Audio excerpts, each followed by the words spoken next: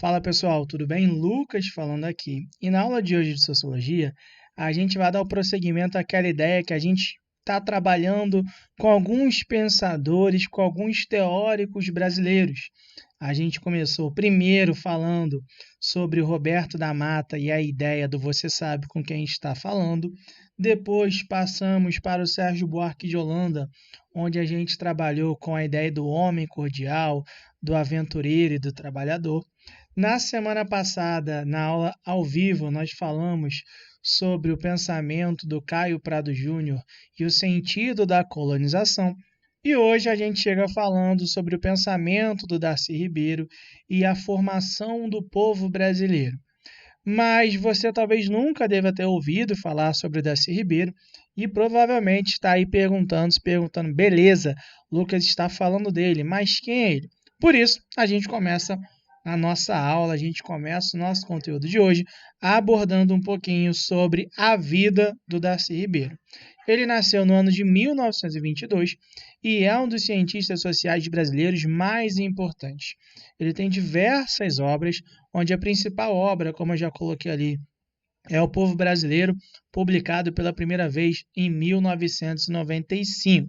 No entanto, por mais que ele seja um cientista social extremamente importante, eu ouso afirmar que a maior importância de Darcy Ribeiro em toda a sua vida está na vida política, no qual ele ocupou alguns cargos políticos extremamente relevantes.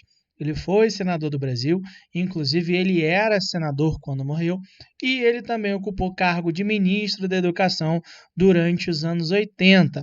Para o Rio de Janeiro, estado onde nós estamos, município onde estamos, ele também foi importante porque ele atuou na implementação do projeto educacional que criou os CIEPs na época do governo do Leonel Brizola, o que hoje a gente chama dos Brizolões. Beleza, galera? Então, a gente falou bem rapidinho aqui sobre quem foi Darcy Ribeiro. E aí, na aula de hoje, a gente vai trabalhar basicamente com o pensamento dele, o pensamento que ele construiu basicamente na obra O Povo Brasileiro. Beleza? Então, vamos lá. O que ele busca, dentro da sua vida acadêmica? Ele buscou fazer uma análise da formação do povo brasileiro e da identidade nacional. Isso ficou muito claro no livro dele, publicado no ano de 1995, O Povo Brasileiro. Esse livro a gente entende, geralmente, que é uma contraposição à tese do Gilberto Freire em Casagrande e Senzala. Mas beleza, o que o Gilberto Freire em Casagrande e Senzala fala?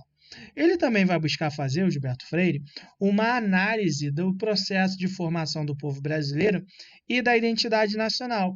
Sendo que nessa obra, o Gilberto Freire ele trabalha com a tese de que essa construção de Brasil foi uma construção sem conflitos, mais próximo de uma situação harmônica, uma situação de harmonia. O Darcy Ribeiro, então, na obra dele, ele vai tentar mostrar que, na realidade, a construção do povo e da identidade nacional foi uma construção marcada por aspectos conflituosos. E, mesmo com esses aspectos conflituosos, ele consegue observar, ele conseguiu perceber que houve uma contribuição de cada um dos povos que faziam parte do processo de colonização do Brasil. Então, ele fala que houve uma contribuição dos indígenas, houve uma contribuição da população afro-brasileira, houve uma contribuição da população europeia portuguesa. E dentro dessa situação de conflito. Então, é justamente isso que o Darcy Ribeiro ele vai tentar abordar para a gente. E por que ele tenta fazer isso? Porque quando a gente olha a história do Brasil, a gente vai ver que a história oficial, ela geralmente tenta excluir desse processo de construção do país, de construção do Brasil, os povos que são tidos como minorias políticas. E aí, quando a gente coloca minorias políticas, a gente está colocando, obviamente, os indígenas e os afro-brasileiros. Então, dentro da obra dele, ele vai tentar mostrar que esses povos, por mais que possam ser considerados minorias, tiveram uma importância muito grande dentro do processo de formação do povo brasileiro e da identidade nacional. E aí um dos povos que ele começa trabalhando é o povo indígena. E é justamente isso que a gente vai falar a partir de agora. Então vamos lá. Sobre os indígenas, o que o Darcy Ribeiro ele coloca para a gente? Ele fala que por mais que a história oficial não trabalhe, por mais que a história oficial não aponte, os indígenas tiveram participação sim na construção do Brasil. O ponto é que essa participação ela não foi autônoma, ela não foi de total liberdade. E por que não foi? Simplesmente pelo fato que ele coloca de que houve uma mediação portuguesa, ou seja, todas as ações indígenas dentro do processo de construção do Brasil tiveram e foram limitadas por uma mediação de Portugal. Como assim uma mediação de Portugal? Vamos lá então. Antes da chegada dos portugueses no Brasil em 1500, a gente observa que todas as tribos indígenas, os povos indígenas, tinham uma organização social e política própria. Então já eram povos extremamente organizados, obviamente aos moldes de suas próprias características. Quando os portugueses chegaram aqui, eles chegaram com um padrão de organização de sociedade europeia e que eles defendiam a tese, defendiam a ideia de que eles eram seres civilizados e que deveriam ser os responsáveis, quase que como seres iluminados, de levar a civilização, de levar o desenvolvimento a esses povos. Então a gente começa a observar que o marco de chegada dos europeus, dos portugueses aqui, significou, para o Darcy Ribeiro que ele fala, uma hecatombe indígena, ou seja, chegou, foi um marco, né, representou, foi o grande símbolo de derrocada dos povos indígenas, da falta de liberdade, da perda de autonomia.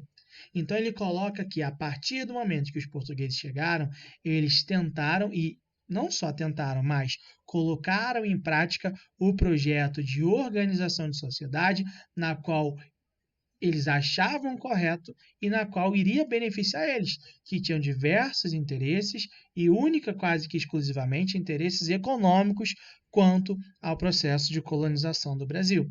Ele coloca que os indígenas tiveram as suas tradições, as suas práticas, a sua forma de organização, ou seja, todo o seu aparato cultural negado. E a partir dessa negação, eles foram explorados pelos portugueses, que começaram a escravizar os indígenas. E aí, essa ideia de escravização dos indígenas em benefício em prol, vamos colocar assim, de um desenvolvimento econômico da metrópole, um desenvolvimento econômico de Portugal, faz com que o Darcy Ribeiro chame esse processo de escravização de uma das 3 pragas vindas com a colonização. Ele coloca que a colonização representou para os indígenas, além de uma hecatombe, vamos colocar dessa forma, o início de 3 pragas, que a primeira é a escravidão, no qual os indígenas passaram a trabalhar de forma forçada para atender às necessidades econômicas dos portugueses, para atender às necessidades econômicas dos colonizadores, mas também, além disso, representou o início de guerras e também a chegada de doenças. Como assim início de guerras? Vamos parar para pensar.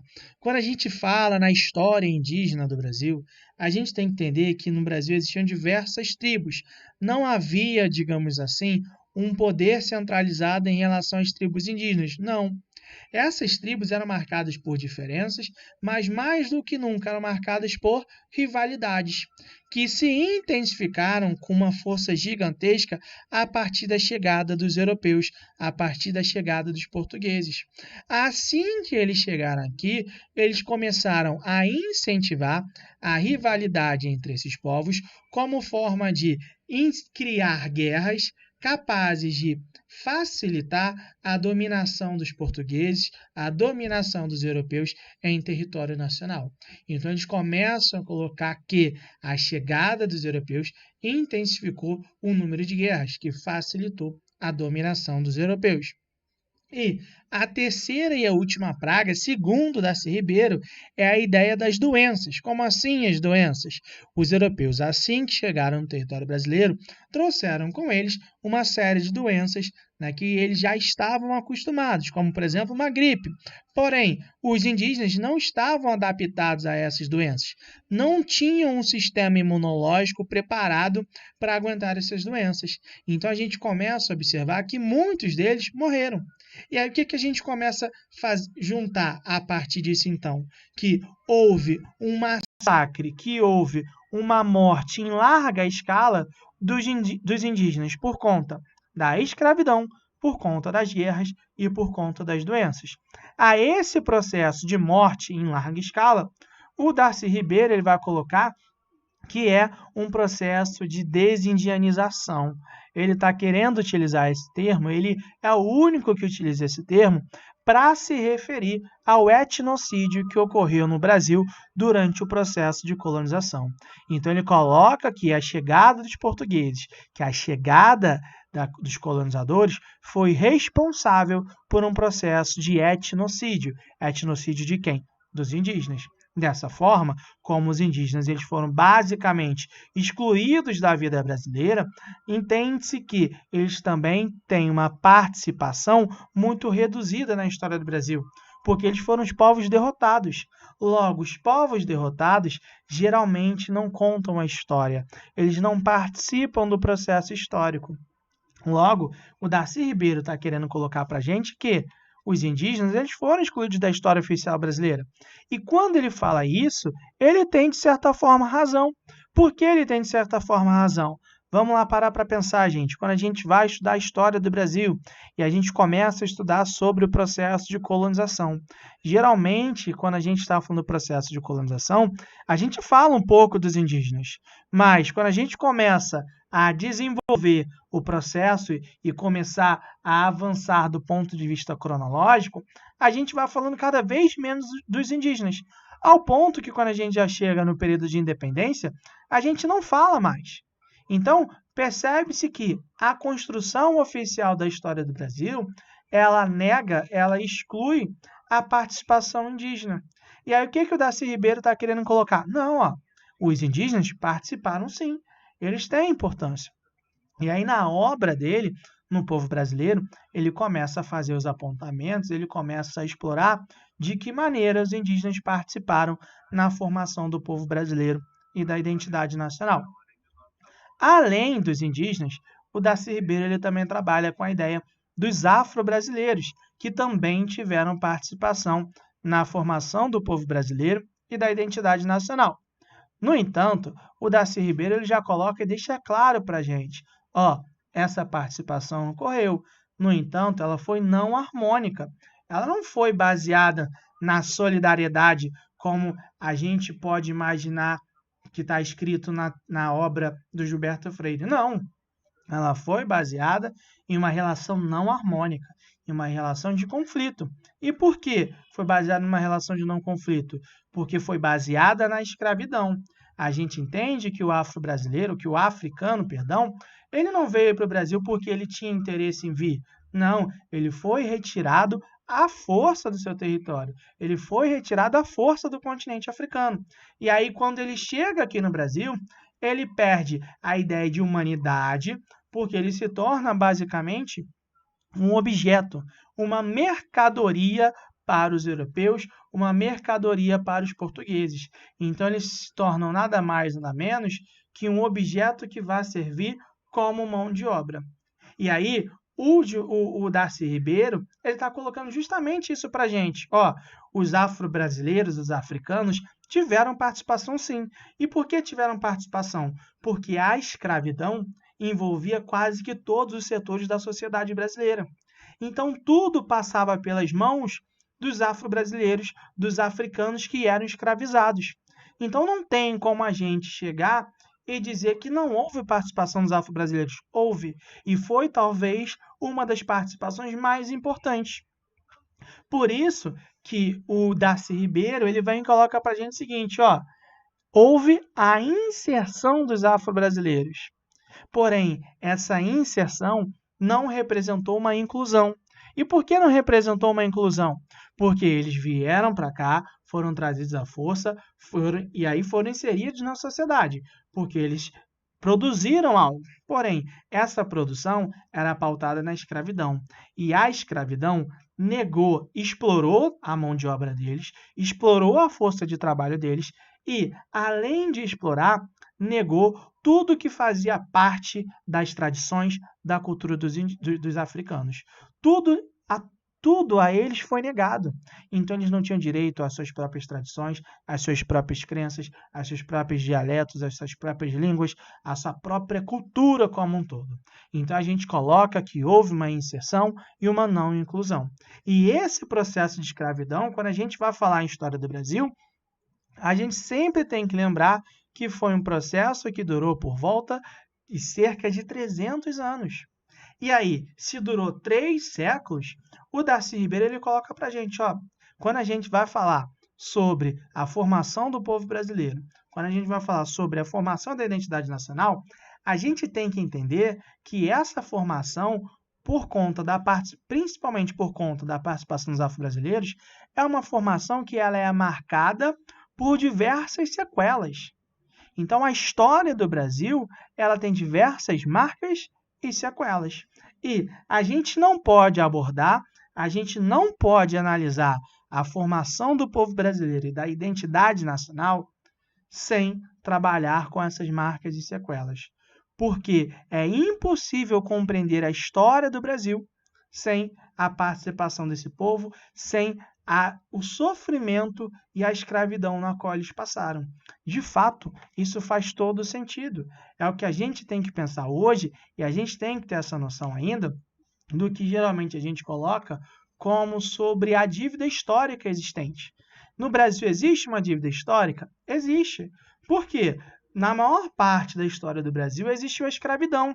Estamos em 2020. E se a gente pegar que o Brasil tem 520 anos de história, mais de 300 anos foi marcado por escravidão. A abolição ela é de 1888. E logo após a abolição, a gente observa que houve uma maior inserção na sociedade. Porém, a abolição não significou inclusão da população afro-brasileira. Então, isso é um reflexo desse passado escravista. Então, todos ou a maior parte dos fatos que envolvem a população afro-brasileira tem que ser analisada a partir de uma perspectiva marcada por essas sequelas da história, da construção, da colonização do Brasil. Então, Darcy Ribeiro ele coloca isso para a gente também. E aí, o que o Darcy Ribeiro está querendo colocar? Que, os afro-brasileiros, os indígenas que são excluídos da história, pelo menos da história oficial, tiveram uma participação extremamente importante. Sim, tiveram uma participação muito importante. E aí, graças a eles, graças à participação também deles, a gente pode apontar que o Brasil foi construído a partir de um povo genuinamente brasileiro, ou seja, não é um povo que foi transportado, que foi traduzido apenas, mas há um povo genuinamente brasileiro e há uma identidade genuinamente brasileira. E aí, por que ele fala isso? Que há uma identidade e um povo genuinamente brasileiros? Porque ele fala que a história do Brasil, desde seu início, é marcado por uma forte miscigenação. Então, desde que se iniciou o processo de colonização, há uma miscigenação muito forte no Brasil. E como que se iniciou essa miscigenação? Uma das prováveis e uma das possíveis causas está no fato de que quando os europeus vieram para cá, não vieram em grande parcela, em grande quantidade, mulheres, vieram basicamente homens. E aí, vindo apenas ou basicamente homens, houve quase que uma miscigenação feita de forma forçada, porque havia mulheres nativas brasileiras, indígenas, e os homens basicamente eram portugueses, eram europeus. Então houve essa miscigenação. Repara que aqui não é do nosso interesse, não é do nosso foco nesse momento discutir se a miscigenação foi feita de forma forçada pelos europeus em relação às nativas. Aqui a gente não está discutindo isso. Isso é um papo que pode se discutir mais do ponto de vista histórico. O que a gente está querendo colocar aqui, o que eu estou querendo colocar aqui é que, pelo fato de não ter vindo muitas mulheres, houve sim uma miscigenação, houve uma mistura, né? Houve o nascimento de pessoas a partir daquele momento que eram fruto de uma miscigenação, de uma mistura étnica, de uma mistura cultural, vamos pensar desta forma. E aí, o Darcy Ribeiro ele coloca que essa miscigenação fez com que o Brasil não se tornasse um país tão diversificado e fragmentado como geralmente se aponta. Ele coloca que o Brasil é um país que tem uma diversificação e tem uma fragmentação, mas menor do que as pessoas geralmente colocam, que o Brasil é um país extremamente multicultural, fragmentado. Não, ele coloca que, por conta da miscigenação, a gente criou um povo, né, criou um país que ele tem uma diversificação reduzida e uma fragmentação reduzida. E para isso, para ele legitimar esse argumento dele, ele faz algumas comparações com alguns territórios, com algumas outras regiões, por exemplo, da América Latina, em que a gente vê países que têm diversos povos, diversas etnias, e muitas dessas etnias mantêm seus dialetos próprios, como, por exemplo, o Guarani. No Brasil, a gente vai observar que tem os povos indígenas? Tem. Os povos indígenas têm seus dialetos? Tem. Mas, num geral, a gente vai observar que há uma predominância muito forte do português. Então, por conta da miscigenação, a gente vai notar que o povo brasileiro como um todo tem uma estrutura cultural muito semelhante. Só que, quando ele coloca que essa estrutura cultural é muito semelhante, ele não está querendo colocar para a gente que o povo brasileiro é um povo homogêneo. Não, não é homogêneo, é um povo heterogêneo. É um povo heterogêneo que tem as suas diferenças, mas dentro dessas diferenças há as semelhanças culturais que a gente pode definir como um verdadeiro povo brasileiro. E quais são essas diferenças? É o que ele vai colocar, que dentro do Brasil existem os diversos Brasis. Por exemplo, o Brasil sertanejo, o Brasil caipira, o Brasil sulino, e onde cada um desses Brasis tem uma identidade própria. Ou seja, dentro do Brasil, da identidade brasileira, existem diversas subidentidades, vamos colocar assim entre aspas. Então, o Darcy Ribeiro está querendo colocar que a formação desse Brasil miscigenado, a formação desses Brasis, é fruto da participação dos diversos povos, que geralmente são excluídos da história. Não há uma predominância de portugueses, não. Há uma participação dos indígenas, há uma participação dos afro-brasileiros.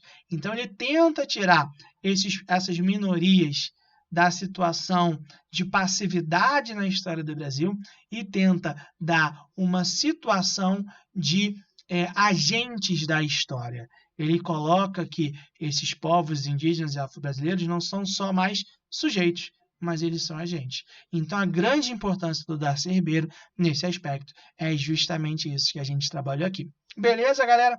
Espero que vocês tenham entendido. Espero que vocês tenham gostado do que a gente trabalhou hoje. A gente se vê na próxima semana, na nossa aula ao vivo. Continuem se cuidando e até a próxima. Um abraço para todo mundo. Não deixem de fazer suas anotações. Tchau, tchau, galera. Fui!